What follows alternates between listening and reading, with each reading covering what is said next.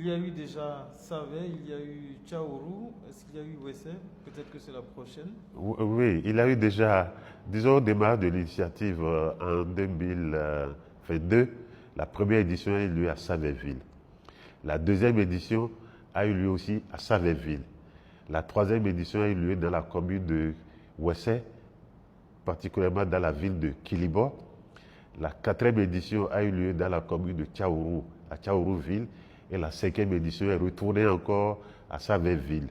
Et donc, à l'issue de cette cinquième édition, il y aura une assemblée générale de bilan de la mise en œuvre de cette cinquième édition qui, à la même occasion, va se prononcer sur le lieu de tenue de la sixième édition et la date de tenue de la sixième édition. Cela ne saurait tarder. Donc, nous appelons les uns les autres à être à l'écoute. La fumée blanche ne saurait tarder. Très bientôt, la localité qui devra abriter cette sixième édition sera identifiée et connue de tous. Si ce n'est pas indiscret, en tout cas, nous allons anticiper sur le bilan de cette cinquième édition. Mais avant d'en arriver au bilan, quand on dit la culture tchabé, à quoi doit-on penser sur 2, 3 ou 4 éléments clés qui font qu'on s'accroche à la culture tchabé? Eh bien, quand on parle de la culture tchabé, c'est d'abord, avant tout, un certain nombre de symboles. Et au thème de ces symboles, je peux citer par exemple la danse Guélédé, que nous partageons en commun avec un certain nombre de peuples d'essence Yoruba qui sont sur le territoire béninois. Donc c'est avant tout ce symbole-là, ce rythme et cette danse qui est symbolique de ce peuple-là. Et qui est le premier, on va même dire le seul authentiquement élément du patrimoine béninois inscrit à l'UNESCO en fait. Absolument, absolument. Cela inscrit depuis un certain nombre d'années au patrimoine universel de l'humanité. Et donc ce rythme appartient à toute l'humanité et toute l'humanité devait travailler à préserver l'authenticité de cette culture et assurer sa promotion à travers le monde. Autre élément du patrimoine culturel dont on peut parler, et on ne se rend pas toujours compte, mais c'est aussi le culte Égou, généralement appelé Egungun dans notre pays. Et que le public cible souvent vers le sud du Bénin. Voilà. Donc c'est un masque d'origine et d'essence Yoruba. Lorsque vous observez aujourd'hui, vous allez voir que dans le couvent, le Yoruba est la langue qui est parlée. Et c'est au sein de ces peuples-là, les familles d'origine Yoruba qui sont les tenants de couvents de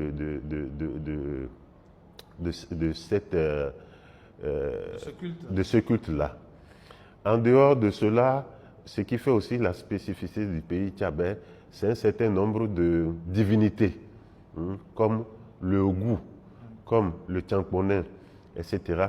C'est aussi des rythmes et danses spécifiques à notre région, comme la danse des chasseurs, qu'on appelle Tchaka, que vous avez eu l'occasion de filmer à l'occasion de la 5e édition. Et donc, c'est beaucoup d'autres rythmes et danses. Qui ressemblent aussi à la musique des chasseurs Batonou. Absolument. Le Sambani, le Wourou. Voilà. D'ailleurs, dans ces cultes Batonou aussi, c'est le tchabé qui est la langue de couvent. En fait. Voilà. Et donc, c'est des rythmes et des danses que nous avons apportés au Bénin, qui ont été adoptés par d'autres régions du pays. Et ces régions du pays font la promotion de ces danses et de ces rythmes. On a tendance à penser que ce sont des patrimoines propres à ces autres peuples-là. Et donc, nous-mêmes, nous devons travailler à conserver, à promouvoir ces rythmes et danses dont nous sommes les auteurs. En dehors de ces rythmes et danses, c'est aussi le vestimentaire. Le vestimentaire, vous n'êtes pas sans savoir, comme vous le voyez à l'écran, le tchabé, c'est avant tout une spécificité en termes de vestimentaire. C'est le bomba ou le hagbada qu'on appelle 3 pièces avec le gobi sur la tête ou d'autres types de chapeaux. Donc ça aussi, ça fait la spécificité et la particularité des tchabés que nous sommes. À côté de cela aussi, il y a le culinaire. Donc c'est toute une variété hein, de symboles et d'éléments de culture qui fait la spécificité de ce peuple noble qui est le peuple tchabais au Bénin. Donc en quelque sorte, Odeibile est dans une démarche d'appropriation, mais aussi de revendication d'un certain nombre de patrimoines qui, aux yeux du public, a échappé en fait au Tchabé. Absolument. Pas échappé. On ne l'exprime pas souvent assez, on ne le revendique pas, on ne le met pas suffisamment en lumière pour qu'on puisse le savoir. Et donc, Egbe Ebile, à travers Odeibile, œuvre à la reconnaissance de la paternité de ces rythmes danses-là, hein, de ces rythmes danses à travers le pays. Et donc, ça fait partie des aspects sur lesquels nous devons travailler davantage les années à venir, afin que cela soit reconnu, soit su et soit respecté à travers tout le pays. Après 5 ans, Odeibile, la 5e édition, était partie pour être normalement l'édition de la maturité. Absolument. Est-ce que la promesse a été tenue? Avec un peu de recul, je peux dire c'est avec fierté et satisfaction qu'on peut confirmer qu'effectivement la 5e édition a été l'édition de maturité. Ceux qui ont suivi peuvent l'avoir constaté à travers tout ce qu'il y a eu comme visibilité autour de l'événement, mais aussi à travers la présence d'un certain nombre de personnalités nationales qui ont rehaussé de leur participation l'événement. Il y avait la vice-présidente, voilà, accompagnée d'un cortège de députés, absolument, et de ministres conseillers. Absolument. Comment vous avez réussi à faire déplacer tout ce cortège-là de personnalités? Bon, c'est comme d'habitude dans de pareils cas, il faut entreprendre des démarches à l'endroit des autorités en leur adressant déjà une invitation, mais aussi en se portant vers elles, vers ces différentes autorités pour leur présenter les tenants et les aboutissants d'une pareille édition. Et donc, ça fait partie des démarches que nous avons entreprises à l'endroit de ces différentes autorités et avec la grâce de Dieu et l'accompagnement des membres de nos ancêtres, cela a reçu un écho favorable auprès de ces différentes autorités. Je voudrais saisir la présente occasion pour remercier Madame la vice-présidente de la République d'avoir rehaussé de sa présence l'événement. Je salue au passage les autorités de l'institution parlementaire à travers le deuxième vice-président, le ministre Maouyon Kako, qui a bien voulu aussi nous honorer de leur présence. Je salue tous les députés à l'Assemblée nationale qui ont été présents, tous les ministres conseillers, toutes les autorités à divers niveaux, les autorités communales, l'autorité préfectorale et j'en passe. Donc ça, c'est le premier élément, la participation des personnalités. Autre élément de satisfaction? L'autre élément de satisfaction que nous pouvons exprimer au terme de cette 5e édition, c'est, disons, la mobilisation d'un certain nombre de partenaires qui ont accepté d'accompagner l'événement. Je salue au passage la Cibine SA, qui est l'opérateur de téléphonie Celtis. Voilà, je salue au passage Celtis. Je salue au passage la Loterie nationale du Bénin. Je salue au passage le projet ACMA 3. Je n'oublie pas la société Oris SA et bien d'autres partenaires qui ont voulu, dans le port autonome de Cotonou, qui ont voulu marquer de leur présence, de leur empreinte, la tenue de la 5e édition. Donc, je m'en voudrais d'oublier l'ADAC, l'association, l'agence de développement des arts et cultures, avec qui nous avons noué un partenariat institutionnel qui a permis de mettre en lumière cette fête identitaire, qui reçoivent à travers la présente émission toute la gratitude du peuple tchabais d'avoir accompagné cette dynamique. Donc, ce parterre de structures qui ont décidé d'accompagner l'événement est un signe que cet événement commence par être présent dans le paysage culturel et artistique du Bénin. Autre élément de satisfaction, c'est la mobilisation d'un certain nombre d'artistes de renom qui ont accepté de venir égayer les populations à l'occasion de cette 5e édition.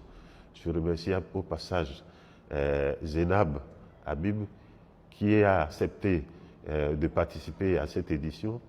Je remercie Ivano Bébi qui a été mobilisé par Celtis pour pouvoir prester à l'occasion de cette édition. C'est vrai qu'il y a eu des perturbations météorologiques qui n'ont pas permis de dérouler tout l'agenda conformément à ce qui était prévu, mais je les remercie quand même d'avoir accepté cette main tendue et je pense que c'est le début d'un partenariat entre nous et ce calibre d'artistes pour que d'année en année, ils puissent rehausser le niveau de cet événement. Et il y avait surtout aussi des groupes authentiques tchabais qui étaient de la partie. Absolument, absolument. Et là, je remercie la commission culture, art, tourisme et loisirs qui a travaillé sur cette question. Je remercie au passage tous les artistes qui ont accepté de prester à l'occasion de cette édition, malgré la modicité de nos moyens, qui ont accepté de jouer leur partition en tant que vecteurs de la culture tchabais, en venant montrer leur savoir-faire. Ces artistes locaux, c'est un certain nombre de groupes folkloriques implantés à travers les différentes communes, parce qu'il y en a venus de Tchaourou, venus de Ouessé et venus de Savé, mais c'est aussi des artistes compositeurs installés un peu partout à travers le territoire national qui ont accepté de faire le déplacement de Savé afin de pouvoir rehausser de leur présence l'édition. Un autre motif de satisfaction qu'il faut exprimer, c'est la participation massive des forêts à l'occasion de chacune des éditions des billets. Ils s'organisent. Près d'une centaine de voilà. forêts. Donc, ça, c'est un record. Absolument, absolument. Par rapport aux différentes autres éditions, c'est un record. Et même par rapport à d'autres festivals. Absolument, absolument. Donc, par cela dépasser totalement nos prévisions. Nous avons dû mobiliser des tentes supplémentaires pour pouvoir combler les attentes. Et malgré ça, on n'a pas pu combler toutes les attentes. Nous prenons bonne note et les éditions prochaines, les dispositions seront prises pour pouvoir les satisfaire et les combler davantage. Je salue au passage la commission en charge de la foire qui a battu un grand travail qui a permis de mobiliser l'ensemble de ses participants. Mais il y a aussi la partie intellectuelle avec cette conférence dont les propos liminaires ont été animés par le professeur John Higué. Absolument. À l'occasion de chaque édition, il y a cette partie intellectuelle qui est toujours organisée. Et nous avons eu le bonheur et le privilège cette année de voir cette édition marquée par la présence d'un certain nombre de personnalités et d'intellectuels du pays tchabais. C'est le professeur émérite John Higué qui lui-même a, comme tu l'as dit, fait la communication inaugurale sans support. Comme à son habitude. Comme à son habitude, et malgré son âge, sans support, il a déroulé la communication de bout en bout. Avec une cohérence remarquable. Absolument, tout en maintenant l'attention du public de bout en bout. D'ailleurs, depuis le terme de la 5e édition, nous recevons des coups de fil de gauche à droite. Tout le monde veut disposer de cet élément-là portant sur la communication du professeur John Higué. Donc, nous le remercions pour l'effort qu'il a fait et pour l'accompagnement dont nous bénéficions de sa part à chacune des éditions. Il est l'un de nos patriarches qui nous aide à régler les différents problèmes internes qui surgissent à l'occasion de chacune des éditions. Et les autres années, il a voulu rester en retrait. Cette année, il s'est porté lui-même volontaire pour faire la communication. Je salue au passage tous les intellectuels qui ont consacré une partie de leur temps à préparer les différentes communications et qui ont accepté de venir jusqu'à Savé pour pouvoir dérouler la communication. Nous prenons acte des recommandations issues de cette conférence débat et nous allons travailler à leur effectivité dans le temps pour le bonheur du peuple tchabais, mais aussi pour la préservation et la promotion de notre patrimoine. Nous parlerons de ces recommandations dans la dernière partie de cet entretien pour parler des perspectives. Mais la mairie de Savé, quelles sont vos relations et en quoi la mairie de Savé a été donne appui à la réussite de cette 5e édition. Merci bien, Gaston. Comme vous pouvez l'imaginer, on ne saurait faire ce genre d'événement sans la bénédiction et l'implication des autorités communales. Alors, lorsque nous avons pris la décision de tenir la 5e édition dans la ville de Savet, après avoir reçu les bénédictions du roi et des têtes couronnées, la première autorité vers laquelle nous nous sommes portés pour apporter l'information, c'est bien le conseil communal de Savet, avec à sa tête le maire Tchala Rafiou. C'est avec beaucoup de bonheur, beaucoup de joie qu'ils ont accepté l'initiative de tenue de la 5e édition dans la ville de Savet. Et ce jour-là, le maire a pris l'engagement de porter à bras le corps cette initiative de tenue de la 5e édition dans la ville de Savet. Et on l'a dit oralement, et nous avons eu le temps de pouvoir le constater sur le terrain. Le maire et tout le conseil communal a porté cette dynamique-là, en nous accompagnant sous différents pans. Déjà, en nous facilitant l'obtention de l'autorisation de manifester. Ensuite, en nous mettant à disposition le cadre qui a abrité l'événement, qui est un cadre payant, en mettant à disposition l'énergie et l'eau pour les commodités nécessaires à l'utilisation du dit cadre, mais aussi en s'impliquant dans le comité d'organisation. Le conseil communal était représenté dans le comité d'organisation et c'est ensemble avec le conseil communal que nous avons préparé et pris les différentes attaches pour la participation des différentes autorités à divers niveaux à la 5e édition. C'est vrai qu'à un moment donné, le maire était hors du territoire national parce qu'en mission, mais c'est valablement que ce premier adjoint a pris la relève et nous avons conduit tout le processus de préparation jusqu'à la veille de l'événement où le maire est revenu. Malgré qu'il soit en mission hors du territoire national, tous les jours pratiquement, il nous appelait pour prendre des nouvelles et donner des orientations en vue de la bonne tenue de la présente édition. Comme ce fut le cas dans la commune de Tiaourou, comme ce fut le cas dans la commune de Wessé, dans la commune de Savet aussi, nous avons bénéficié de la pleine et de l'entièreté disponibilité du conseil communal qui a joué pleinement sa partition pour la réussite de l'événement.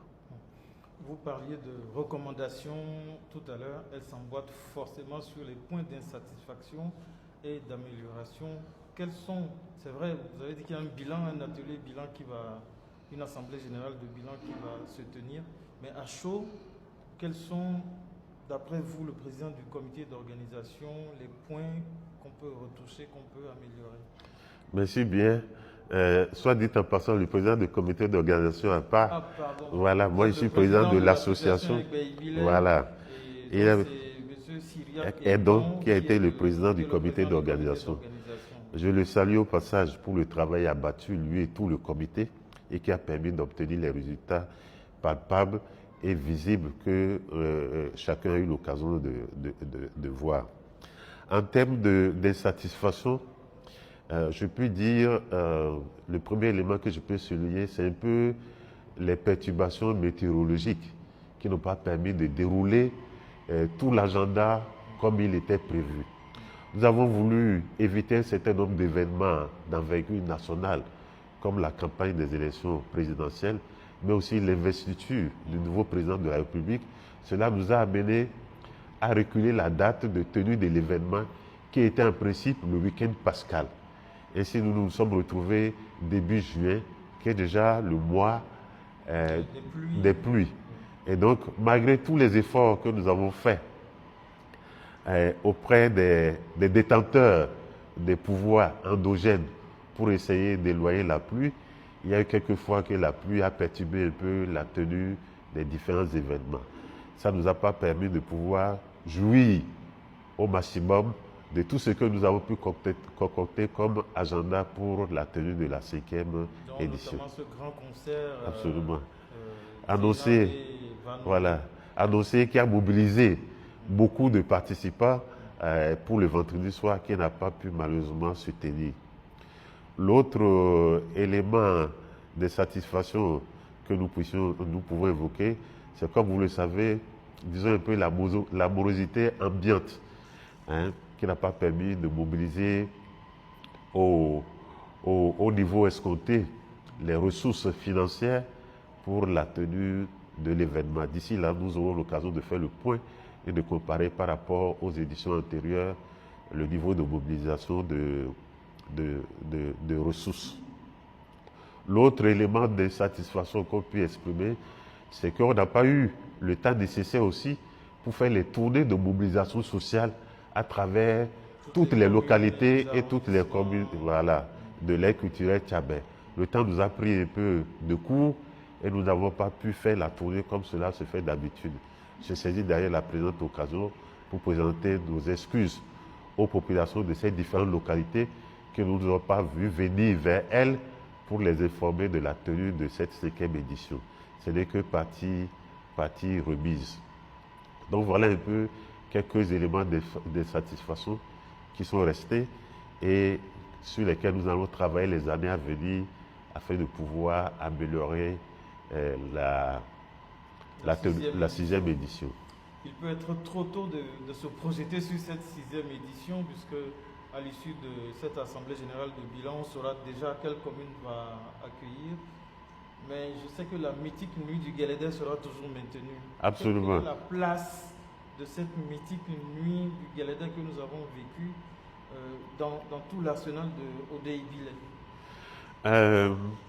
Comme vous le savez, le Tchadien ne fait pas de cérémonie et d'événements grandioses sans qu'il n'ait le Guélédé dedans. Et donc c'est pour cela que généralement le samedi, qui est le jour phare parmi les 16 jours de tenue de l'événement, ce samedi soir, il est toujours programmé la mythique soirée Guélédé. Et donc, elle est d'importance pour des cérémonies de cette taille, elle est d'importance de pouvoir faire cette soirée-là. Et donc, elle sera maintenue à chacune des éditions comme cela est d'habitude. Autre élément qui serait maintenu, c'est la partie intellectuelle. La partie intellectuelle fait de conférences débats sur des thématiques d'importance et d'actualité pour le pays tchadien. C'est aussi le passage des artistes et groupes folkloriques qui serait maintenu à chacune des éditions. C'est la foire agricole et artisanale aussi qui serait maintenue. Et c'est le concert du vendredi soir qui est le concert incontournable qui sera aussi toujours maintenu à chacune des éditions. En plus de cela, nous allons varier un peu davantage le menu des éditions à venir pour pouvoir prendre en compte tous les paramètres et tous les aspects liés à la culture. Nous ne travaillons pas suffisamment sur le vestimentaire, la promotion du vestimentaire. On va penser à cet état de choses. Nous ne travaillons pas suffisamment sur la valorisation de l'art culinaire. C'est vrai que les différents mets sont produits à cette occasion, mais il faudrait travailler à la connaissance de ces mets, à la promotion de ces mets et à l'adoption de ces mets-là dans nos pratiques quotidiennes. Dans nos pratiques quotidiennes à l'occasion des différents événements. Donc c'est des aspects sur lesquels nous allons travailler aussi et continuer toujours par montrer toute la richesse des rythmes, danses et divinités du pays tchadien. Pour finir, un mot de remerciement. Je m'en voudrais de terminer cet entretien sans remercier tout le peuple tchadien, de toute commune, de toute localité, de tout lieu de résidence, qu'il soit à l'intérieur du pays comme à l'extérieur du pays. On peut dire d'édition en édition, la fête identitaire qui nous réunit se raffermit davantage, se bonifie et mobilise davantage tous les compartiments de la société tchadien. C'est avec beaucoup de bonheur que nous constatons d'année en année son amélioration. Donc je voudrais remercier tout le peuple tchadien pour tous les soutiens de tout genre, qu'ils soient à travers les prières, qu'ils soient à travers la mobilisation des ressources, qu'ils soient à travers la communication de l'information, qu'ils soient à travers la mobilisation des masses, toute forme de contribution qu'ils ont apportée à la 5e édition qui a permis la tenue de cette édition. Je voudrais aussi remercier tout le conseil communal pour l'accompagnement apporté, le conseil communal de Saint-Vert, j'entends, et à travers le conseil communal de Saint-Vert, les autres conseils communaux, frères de Wessé et de Tiaourou qui ont aussi apporté leur bénédiction et leur accompagnement. D'ailleurs, l'édition a été rehaussée par la présence des maires de ces communes-là et des autorités communales de ces communes. Je salue le travail abattu par le comité d'organisation et tout le bureau exécutif national de l'association Egbe et Bilet. Je remercie les sponsors et partenaires. Je remercie les autorités à divers niveaux qui ont permis la tenue de cet événement. Et merci, infiniment merci, et que les bénédictions soient. Amen. Merci beaucoup. Merci. Chers téléspectateurs, donc c'était cette émission bilan sur la 5e édition de Odey Ibile, c'est la fête identitaire de Tchabé, du Bénin et de la diaspora. Nous recevions M. Camille Yabi, qui est le président de l'association Egbe Ibile, organisatrice du festival Odey Ibile. Merci de nous avoir suivis et à la prochaine.